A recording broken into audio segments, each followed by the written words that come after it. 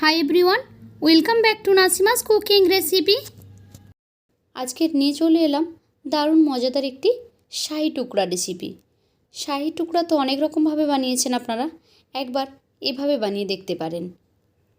খুবই সহজভাবে দেখানোর চেষ্টা করেছি, তাহলে চলুন পুরো রেসিপিটি দেখে নিন একবার। প্রথমেই ব্রেড স্লাইস নিয়ে নিয়েছি। আমি টোটাল এখানে 8 পিস ব্রেড ইউজ করব। ছুরি দিয়ে এভাবে চার সাইডগুলো কেটে বাদ দিয়ে দিচ্ছি, না হলে এগুলো শক্ত হয়ে যাবে। এখন প্রত্যেকটা ব্রেড একই রকমভাবে আমি কেটে নিয়েছি। এরপর গ্যাসে একটি কড়াই বসিয়ে দিয়েছি, তেল দিয়ে দিয়েছি। তাতে তেলটা গরম হওয়ার অপেক্ষা। তেলটা গরম হয়ে গেলে এই যে ব্রেডের পিসগুলো আমরা কেটে রেখেছিলাম সেগুলো সব এর মধ্যে দিয়ে দেবো একটা একটা করে, এবং খুব সুন্দর গোল্ডেন ব্রাউন একটা কালার করে এগুলোকে ফ্রাই করে নেব। তবে একেবারে পুড়িয়ে ফেলা যাবে না, একটা সোনালি সোনালি কালার আসবে তখন এগুলোকে তুলে নিতে হবে। দেখুন মাঝখানটাতে কিন্তু সাদা রয়েছে, এগুলোকে আরও কিছুক্ষণ একবার এদিক ওদিক উল্টে দিলে খুব সুন্দর একটা কালার চলে আসবে। এই যে দেখুন খুব সুন্দর একটা কালার এসেছে। এখন এগুলোকে আমি তেল থেকে এভাবে তেল ঝরিয়ে উঠিয়ে নিচ্ছি। একই রকমভাবে সব কটা ব্রেডকে আমি এখানে এভাবেই সুন্দর একটা কালার করে ফ্রাই করে নেব। তো দেখুন সবগুলো ব্রেড আমার ফ্রাই করা হয়ে গেছে। এখন আমি এখানে নিয়েছি প্রায় 100 গ্রাম মতো খোয়া ক্ষীর। এটা যদি না থাকে আপনার কাছে তাহলে আপনি এটা স্কিপ করে দিতে পারেন। আর 1 কেজি দুধকে আমি ফুটিয়ে অর্ধেক করে নিয়েছি। এখন এর মধ্যে দিয়ে দেব আমরা খোয়া ক্ষীরটা।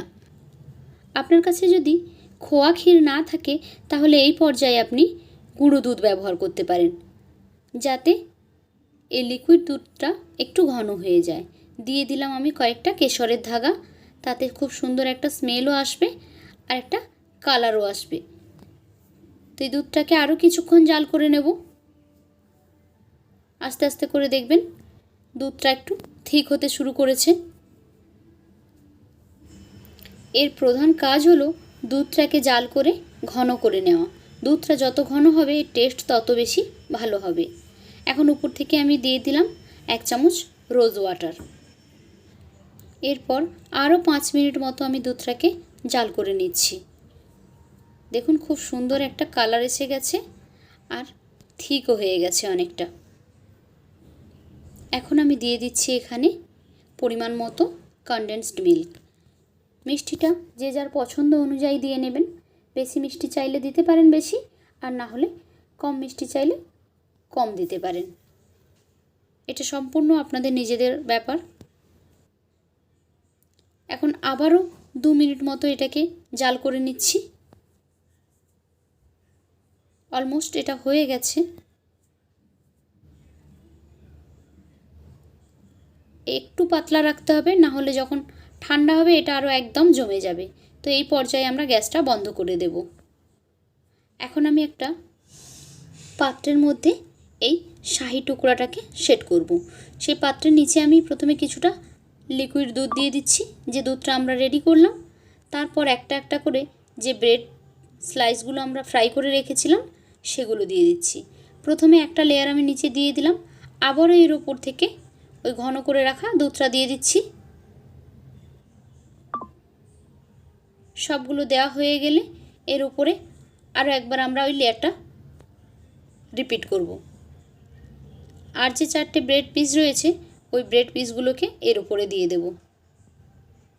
দেওয়ার পরে ঘন দুধটা দিয়ে খুব ভালোভাবে এটাকে কভার করে দেব, যেন এর মধ্যে ভালোভাবে ডুবে যায়, তাহলে এটা নরম হবে অনেক।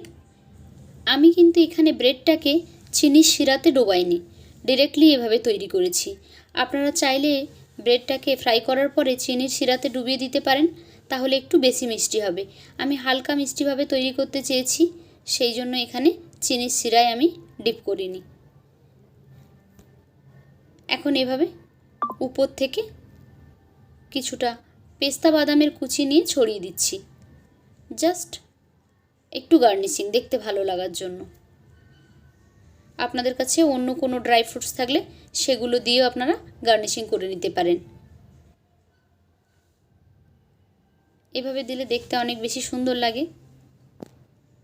তো সবগুলো আমি একই রকমভাবে সাজিয়ে নিলাম। দেখুন রেডি হয়ে গেল আমাদের শাহী টুকরা রেসিপি। এখন এটা ফ্রিজে রেখে দেবো, তারপর ঠান্ডা ঠান্ডা সার্ভ করব। তো কেমন লাগলো আজকের আমার এই রেসিপি? যদি ভালো লেগে থাকে তাহলে একটি লাইক করে দেবেন এবং ফ্রেন্ডস ও ফ্যামিলির সঙ্গে শেয়ার করে রেখে দিতে পারেন রেসিপিটি। আর যারা আমার চ্যানেলে ভিডিওটি প্রথমবার দেখছেন তাদের কাছে অনুরোধ করছি চ্যানেলটিকে সাবস্ক্রাইব করে বেল আইকনে ক্লিক করে নোটিফিকেশান অন করে দেবেন। তাহলে যখনই আমি কোনো নতুন ভিডিও আপলোড করব সেই ভিডিওর নোটিফিকেশান সবার আগে পৌঁছে যাবে আপনাদের ফোনে। তো আজকের মতো এই পর্যন্ত, ফিরে আসবো আবারও অন্য কোনো দিন অন্য কোনো নতুন রেসিপি নিয়ে। ততক্ষণ সবাই ভালো থাকুন, সুস্থ থাকুন। Bye bye.